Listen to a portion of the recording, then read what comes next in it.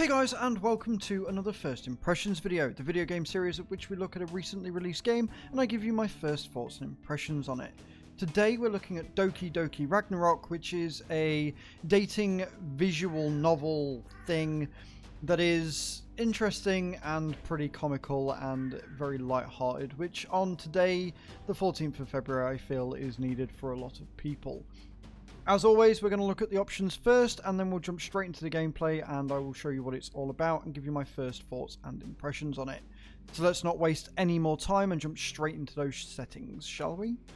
So, with this just being a visual novel type game, it's very small in memory size and not really a lot going on graphically, so there aren't really a whole lot of options here, which is completely fair and perfectly fine in my opinion. You've got your music volume, your sound volume. It is rather loud, even though the music volume is turned down quite low, but the music's pretty good. Like, I like the soundtrack quite a lot. You've got your controls, which is literally just your mouse, so I don't really know what they're going to be doing with those. And then you've got your resolution and your full screen settings. It's pretty well laid out, and it looks really good. Like, I really like the option screen they've gone with. But there isn't really much else to discuss here because there's not a lot going on in the game, graphically speaking. This will run on a toaster. Let's see what the actual gameplay is like, shall we? Alright then, we're in the game. So I want to preface this by saying that because it is fairly script heavy, it is a visual novel, there may be some spoilers in this, and I'm not entirely sure how different the game plays out depending on the options you choose. So just bear that in mind.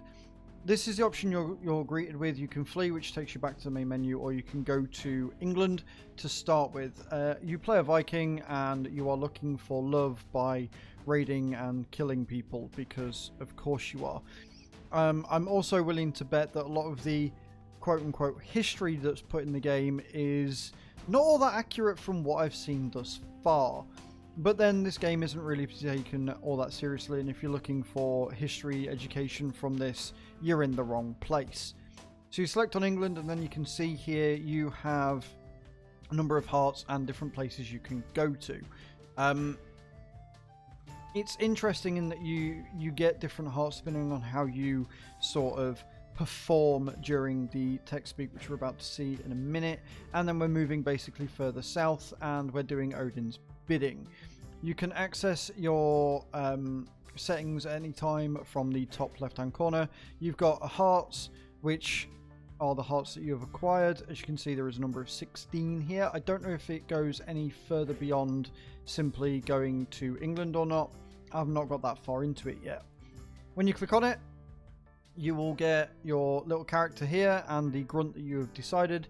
You get a number of action points in the top left of your bar here, and this meter indicates how many hearts you have got. You need at least 1 heart to pass the level. 3 hearts means that you've basically cleared it very, very well. The text writing down here is funny and very interesting to read as well. We are going to be skipping through it mostly just to see. Now, it is important to note that the game gives you hints over to what action you're going to want to take. So, basically it will say, like, you know, I need you to be loud, and if you do something that makes you quiet, you will not gain much in the way of bars. And then what you can do is you can do over at the end or just retreat for now. So yeah, you've got this, you've got stop hurting my feelings, attention, your riches. We're going to go with fart because I want to do badly at this to see what happens and how the text changes. Very noticeable, decisively unposh manner, which is sure to embarrass anyone who does not own their actions like a boss. So it's weird because the text is written in a way that is both modern and old. It uses a lot of sort of older terminology, but it mixes that with things like boss and badass and things like that. And the idea is that you are trying to work your way and, you know, make it so that the villagers fall in love with you even though you're killing them. Which is it's really weird. And that really is the sort of the way around this whole game is that you're trying to talk your way around killing them and making them fall in the way. We're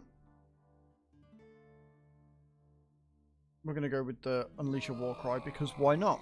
And yeah, that's basically how it works. And as you can see, the bar's going up. We've got 1 left. We're at 2 hearts. Job done. It is a very simple game to play, but it is very... It's very cool. Like, I like the way that it's done it. It's very simple. It is very fun. It's very comedic. It's very lighthearted.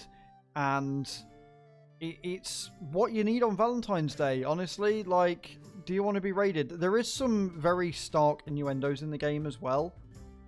I noticed that earlier. I was like, yeah, reading that. Cool. You want to raid my beaches, huh? I see it. I see it. So, there you are, guys. That is Doki Doki Ragnarok. It's a bit of fun. It's a bit lighthearted. It's just what you need. I really like this game. It came out today. Check it out on Steam. And let me know in the comments down below if this is the sort of dating sim you want in your life. Thank you very much for watching, and I shall see you all next time. Ciao, ciao.